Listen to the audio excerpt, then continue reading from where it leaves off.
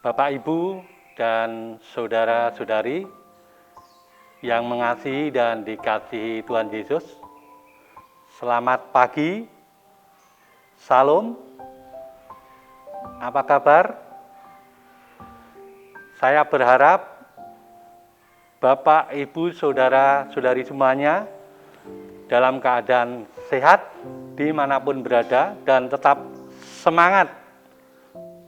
Pada kesempatan ini, saat teduh pagi ini, sebelum kita memasuki saat teduh, marilah kita berdoa. Mari kita berdoa. Selamat pagi Bapak, malam hari telah berganti pagi, kehidupan baru telah Engkau berikan kembali pada kami. Bukan karena kami pantas atau layak, namun karena kasih karunia-Mu, kami boleh ada sebagaimana kami ada di pagi hari ini.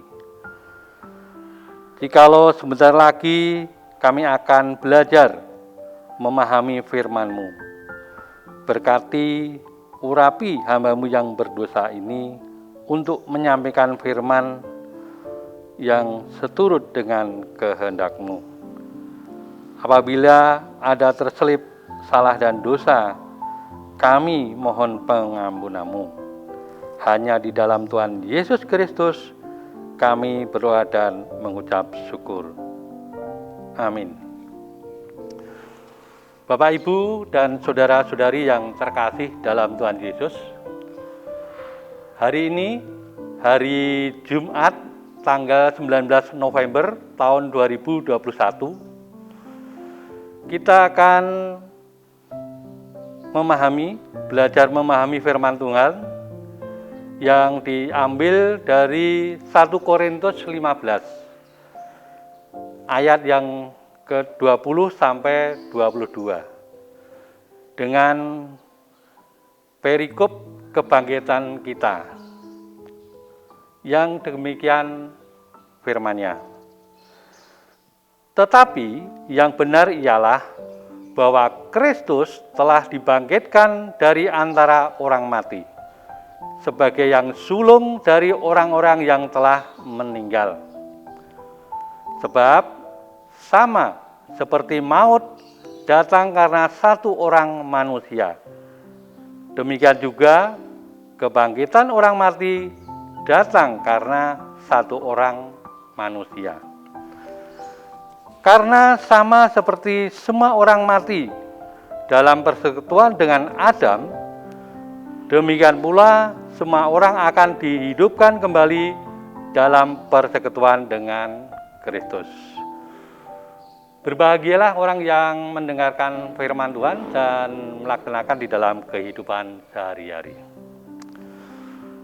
Bapak, Ibu, dan saudara yang terkasih di dalam Tuhan Yesus, renungan saat teduh pagi hari ini saya beri judul Bangkit dan Membangkitkan.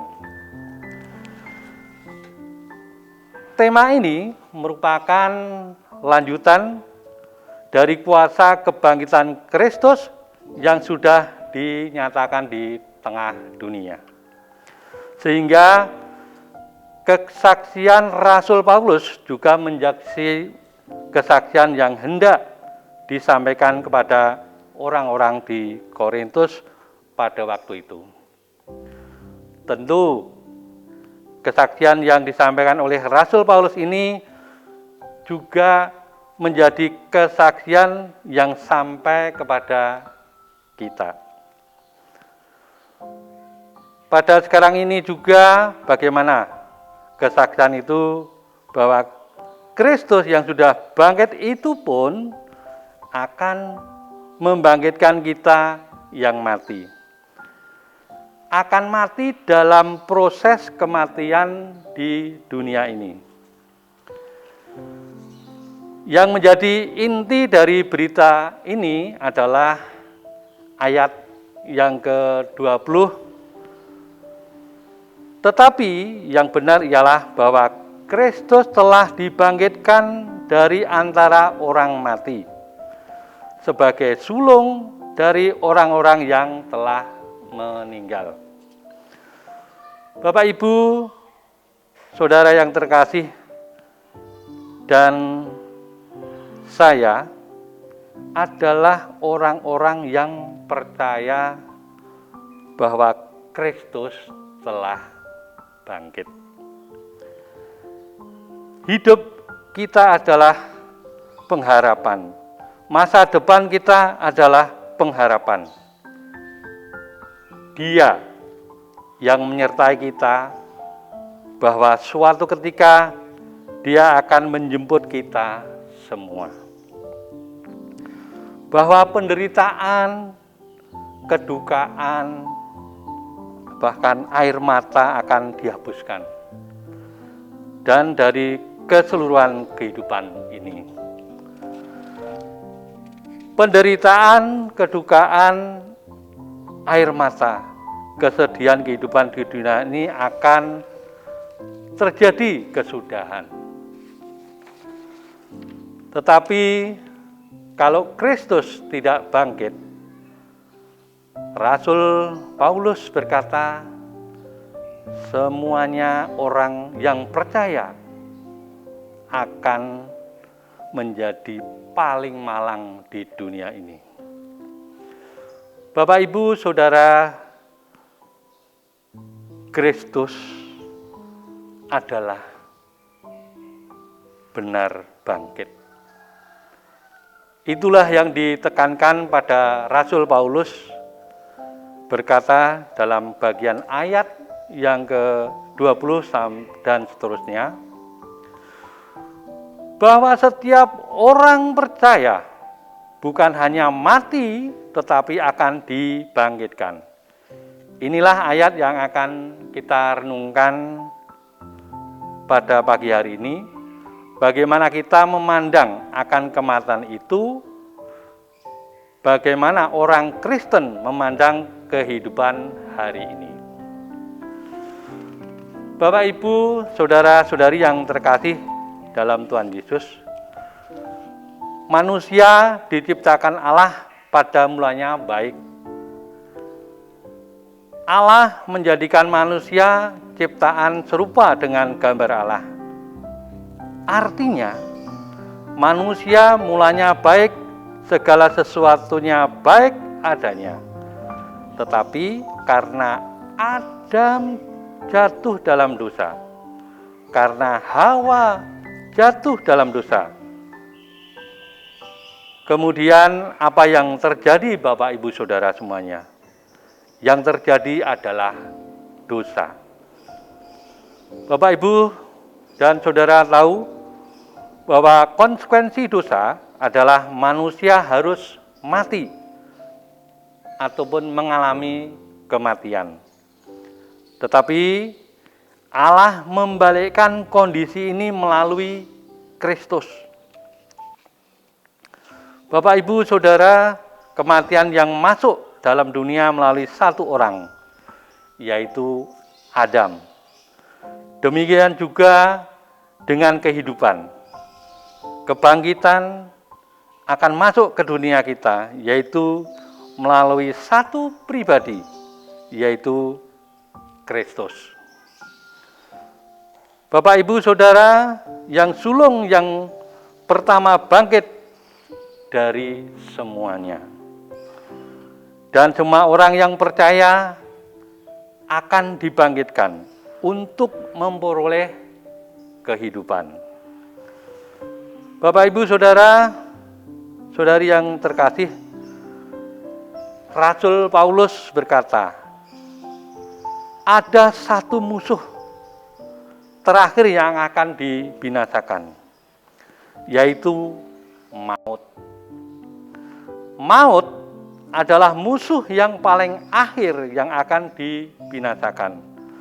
Seluruh bumi akan kembali kepada sebagaimana rencana Allah semulanya. Allah menjadikan alam di dalam semua adalah yang sesungguhnya. Bapak, Ibu, saudara, ada pertanyaan. Kemudian apa arti kematian bagi kita? Di dalam kematian ini akan sulit dipahami untuk kalangan remaja pemuda. Kematian itu bisa datang dari siapa saja, di usia berapa saja, baik itu masih dalam kandungan, bayi, remaja, pemuda, dewasa, sampai ke usia lanjut. Semua akan menghadapi realita ini. Biasanya untuk memahami kematian ini akan lebih mudah diterima kepada orang yang sudah lanjut usia. Di dalam fase kehidupan ada tahapan-tahapan. Bapak Ibu yang mempunyai anak yang baru lahir berbeda dengan yang berusia sekolah. Anak bersekolah pun dibagi menjadi beberapa tingkatan. Ada PAUD, ada TK, ada SD, ada SLTP, ada SLTA, dan perguruan tinggi. Setiap tahapan itu ada masa krisis ataupun kesulitan masing-masing, termasuk masa hidup kita. Di usia 40 sampai dengan 50 tahun, sampai kedekatan dengan usia lanjut, kita melihat fakta bahwa kesehatan itu semakin tua mulai menurun. Bukan hal yang mudah, Bapak Ibu Saudara yang terkasih. Kita rasakan kita mudah lelah, kita mudah capek, kita sudah mulai berkacamata, rambut sudah beruban, tapi bersyukur saya sudah beruban, tapi karena disemir ya jadi hitam kembali. Kemudian kulit keriput, nah ini menguntungkan di dunia bisnis kecantikan, terutama ibu-ibu ya yang berkeriput. Itu kadang-kadang saya melihat pergi ke LBC, ke Natasha, sehingga bisa disulap sedemikian rupa ibu-ibu menjadi cantik kembali. Kemudian gigi yang sudah banyak yang tanggal, tapi dengan adanya pandemi ini saya diuntungkan ya. Saya itu sudah ompong tapi pakai masker jadi tidak kelihatan begitu. Dan lain sebagainya. Di rumah makin banyak persediaan vitamin, obat-obatan. Kita menyadari bahwa yang kita hadapi masa-masa yang genting, kegelisahan, keresahan. Di masa transisi kita harus sadar. Tetapi Alkitab juga memberitahukan bagaimana cara pandang atau pemahaman orang percaya kepada kematian. Kematian adalah mengingatkan kita semua bahwa kehidupan kita di dunia ini hanya sifatnya sementara. Bapak, Ibu, dan saudara-saudara yang terkasih, Rasul Paulus menyadarkan kita melalui pembacaan kita ini, kita orang percaya memandang kematian adalah kehidupan di dunia ini adalah sifatnya sementara.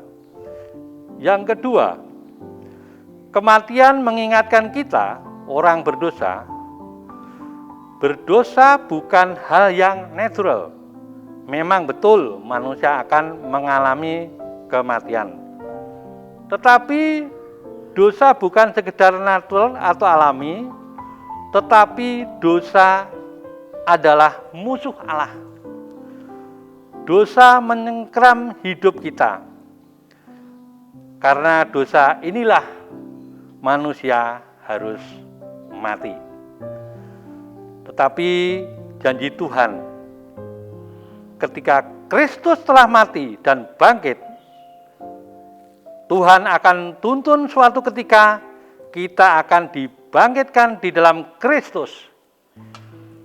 Itulah kita akan melewati satu kemenangan, yaitu dosa kita akan dihapuskan, kegagalan kita akan dihapuskan, dan diganti dengan pengharapan. Itulah pengharapan yang kita terima. Sebelum saya menutup renungan saat teduh ini, marilah kita sadar suatu hari kelak kita akan berhadapan dengan kebangkitan itu sendiri yang akan memperjumpakan dengan Tuhan, mempertemukan dengan orang-orang kudus, orang-orang yang diselamatkan dalam Kristus. Kesadaran yang demikian, Bapak, Ibu, Saudara-saudari yang terkasih, inilah yang membuat Rasul Paulus begitu setia dan rela melayani Tuhan. Begitu setia dan setia dipakai Tuhan. Paulus tahu nanti akan datang Tuhan membangkitkan kita semua yang ada di dalam Tuhan. Dan saat itulah kita akan melihat satu pengharapan yang tidak sia-sia. Bapak, Ibu, Saudara yang terkasih, saat itu juga kita melihat segala kekurangan akan disempurnakan. Segala kegagalan akan dihapuskan pada waktu dibangkitkan. Itulah berita yang penting. Yesus mati, Yesus dikuburkan, dan Yesus bangkit. Oleh karena itu kita boleh memperoleh penghidupan dan pengharapan sekarang dan selama-lamanya. Tuhan Yesus memberkati. Amin. Bapak, Ibu, mari kita tutup dengan doa. Mari berdoa. Terima kasih Tuhan atas firman-Mu yang Kau berikan kepada kami. Kiranya apa yang Kau berikan bisa kami tanam di dalam hati kami masing-masing. Dan kuatkanlah kami untuk melakukan apa yang Engkau firmankan sesuai dengan kehendak-Mu. Melalui Rasul Paulus, kami diingatkan bahwa Engkau benar-benar bangkit. Hidup kami, orang-orang yang percaya, ada satu pengharapan yang tidak sia-sia. Kami akan memperoleh penghidupan, pengharapan, dan kebangkitan bersama Engkau. Sebentar lagi kami akan melakukan aktivitas kami sesuai dengan talenta yang Tuhan berikan. Kiranya Tuhan berkati dan Tuhan tolong sehingga kami dapat melakukannya dengan baik. Demikian doa kami yang jauh dari sempurna ini kami panjatkan hanya di dalam Tuhan kami, Yesus Kristus. Kami telah berdoa dan mengucap syukur. Amin. Bapak, Ibu, Saudara yang terkasih di dalam Tuhan Yesus, demikian saat teduh pagi hari ini.